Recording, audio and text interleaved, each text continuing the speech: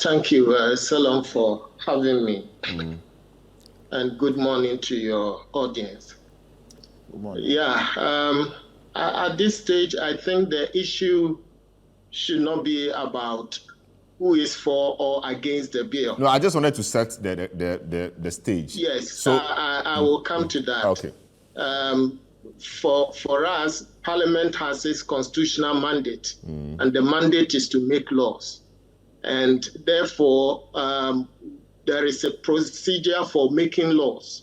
When bills are submitted, the standard practice is to call for memoranda from the public. And in this particular case, it's 8 members of Parliament that proposed the bill. And therefore, it was necessary for us as a people or a country to ensure that that bill is consistent with the Constitution and existing laws of the land, as well as it should be consistent with our international conventions that the country has signed up to. And in the particular view of the Ghana AIDS Commission, that law must be responsive to the public health needs of the country. And so what we did was simply to, comment on the various clauses in the bill and point out the implications for human rights. And in the case of human rights, I would want to emphasize, in order not to be, picked on or misunderstood, that the Ghana AIDS Commissions Act 938, provides for, right to health. And so all the provisions or the clauses should ensure that this right is upheld. And so that's simply what we did. And we made recommendations after the comment. We had made the comments. And our recommendation was very simple. And I would like to read our memorandum, the paragraph 144, which states that this memorandum recommends a legal and policy review of the bill to address the constitutional, human rights, and policy gaps that have been highlighted in this memorandum. And we went forward to also recommend that it is therefore proposed that, or recommended that, the Constitutional, Legal, and Parliamentary Affairs Committee of Parliament should kindly review and amend some of the clauses to enable GAC, and GAC here is Ghana AIDS Commission, and its implementing partners and donor partners continue their work. And the clauses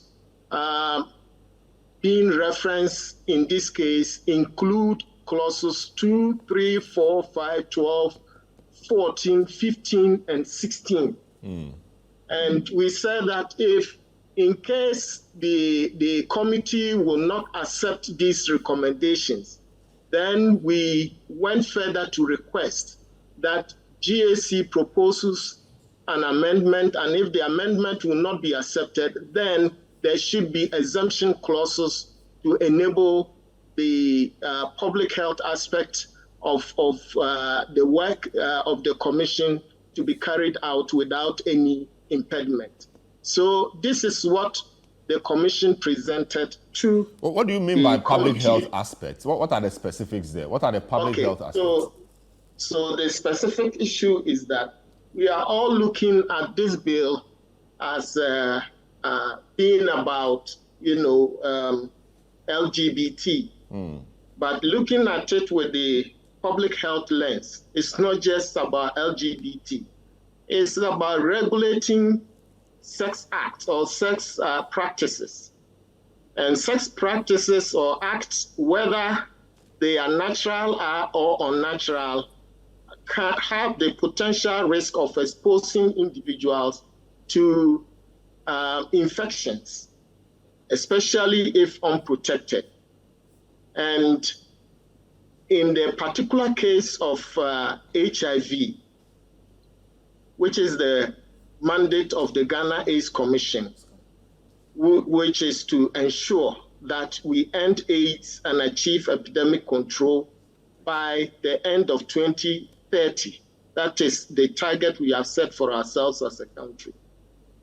HIV, the group of people who are mostly impacted by HIV are those we call the vulnerable or high-risk groups or key affected populations. And these are men who have sex with men, transgender, sex workers, injecting drug users, and in some cases, prisons. But Ghana, we are quite fortunate that the program has been successful in prisons and has kept been successful in maintaining low prevalence of HIV in prisons. But all these other groups that I have mentioned have high prevalence, way in multiple folds beyond or more than that of the general population. The national prevalence in the general population is 1.6% as at the end of 2021.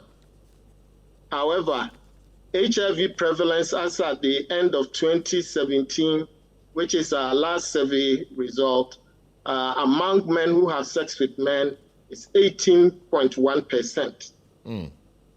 And this is, multiple folds higher than that of the national average. Now, why is it so? It is so because the men who have sex with men, have higher risks of contracting HIV because they engage in anal sex. And men who engage in anal sex have 28 times the chance of contracting HIV than their counterparts who do not engage in anal sex. But why is it so? Why so? Why is it easier to contract it using, through anal sex than the conventional mode of having sex? HIV is transmitted when one of the couple is HIV infected. That is so. And if the integrity of the skin of the whether vaginal or anal, surface area is compromised. And we all know that, I don't want to go into the biology of it, but we know that the rectum or the anal area is not designed for penetration. And so it is protected. It has a way of protecting all the substances in the rectum. So in essence, because it was not designed for penetration, like you just said, forcing penetration through that orifice lacerates it and so exposes it. So it's easy for fluid exchange. Is that correct? Exactly. So